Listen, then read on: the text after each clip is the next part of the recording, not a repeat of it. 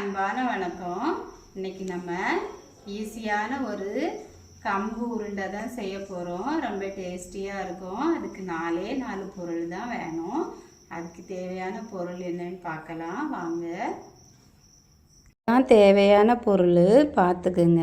கம்பு, மண்டவெல்லம், நெய், துருவின தேங்காய். நான் மண்டவெல்லம் எடுத்திருக்கேன். நீங்கள் கருப்பட்டி எடுத்துக்கோங்க, வெள்ளை சக்கரை எடுத்துக்கோங்க, அது உங்கள் விருப்பம்.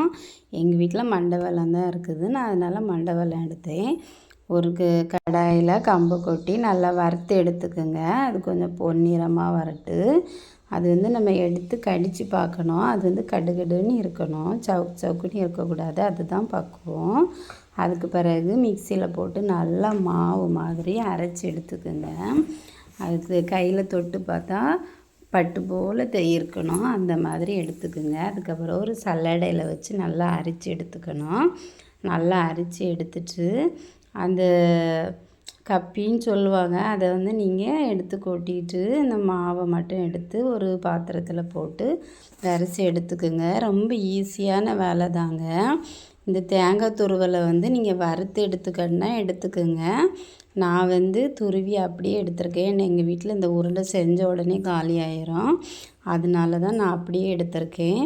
உங்களுக்கு வறுத்து தான் வேணால் எடுத்துக்கோங்க. நெய்யை சூடாக்கி ஊற்றிக்கோங்க.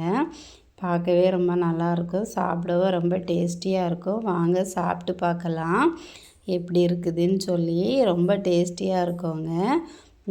சூப்பராக இருக்குங்க. எங்கள் வீட்டில் செஞ்ச உடனே காலி ஆயிரும். நீங்களும் செஞ்சு பாருங்கள். எனக்கு ஒரு லைக் கொடுங்க, ஷேர் பண்ணுங்கள், சப்ஸ்கிரைப் பண்ணுங்கள். இந்த வீடியோ முழுசாக பாருங்கள். நன்றி, வணக்கம்.